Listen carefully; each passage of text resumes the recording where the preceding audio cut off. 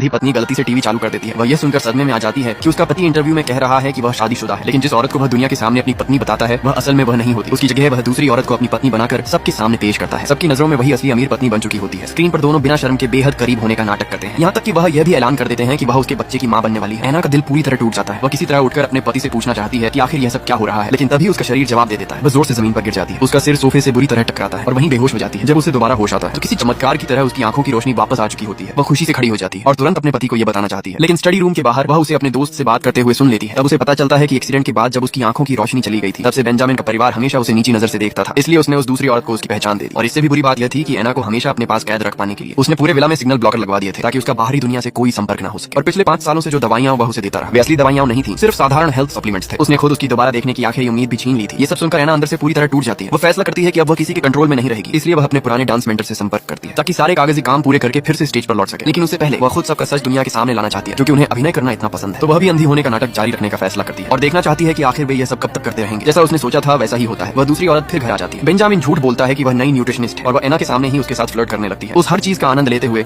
जो असल में ऐना की होनी चाहिए थी। इतना ही नहीं, वह जल्दी ही ऐना को परेशान करना शुरू कर देती है। उसे पता था कि ऐना को लिली फूलों से एलर्जी है, फिर भी वह बड़ा सा गुलदस्ता भेजती है, जिससे ऐना को गंभीर एलर्जिक रिएक्शन हो जाता है। लेकिन बेंजामिन उसे रोकने के लिए कुछ भी नहीं करता और जब ऐना उन फूलों को फेंक देती है तो उल्टा वही उसे स्वार्थी और बदतमीज कहकर दोष देने लगता है। लेकिन वह औरत यही नहीं रुकती। वह कुएं वाली जगह से एक गंदा कुत्ता घर ले आती है और कहती है कि यह ऐना के लिए गाइड डॉग होगा, लेकिन उसकी हर बात में अपमान छिपा होता है। अगले ही पल वह कुत्ता बेकाबू होकर ऐना पर झपट पड़ता है। पहले तो बेंजामिन उसे बचाने के लिए सामने खड़ा होता है, लेकिन जैसे ही वह औरत डरने का नाटक करती है वह बिना सोचे उसकी तरफ भाग जाता है और ऐना को गिरने के लिए छोड़ देता है। यहाँ तक कि कुत्ता उसके पैर में काट भी लेता है। अस्पताल में ऐना को एक नर्स से और भी क्रूर सच पता चलता है। उस रात सिर्फ एक ही सर्जन मौजूद था, लेकिन बेंजामिन ने पहले उस औरत की मामूली चोट का इलाज करवाया और ऐना की गंभीर हालत को नजरअंदाज कर दिया, जिसकी वजह से उसकी जान भी जा सकती थी। उसी पल ऐना की आखिरी उम्मीद भी खत्म हो जाती है। ठीक होने के बाद वह सारे कागजी काम पूरे कर लेती है और अगले दिन हमेशा के लिए जाने की तैयारी करती है। लेकिन तभी एक और घटना हो जाती है। बेंजामिन का दुश्मन जॉन बदला लेने आ जाता है और तीनों का अपहरण कर लेता है। सब कुछ खो चुके उस आदमी का सामना करते हुए बेंजामिन पहली बार सच में डर महसूस करता है, लेकिन जॉन कहता है कि सिर्फ उसे मार देना बहुत आसान होगा। फिर वह ऐना और उस दूसरी औरत की तरफ इशारा करता है और एक क्रूर खेल शुरू करता है। उन दोनों में से किसी एक को आधे घंटे तक बर्फ से भरे ट्रक में रहना होगा। जिंदगी और मौत अब किस्मत पर निर्भर करेगी।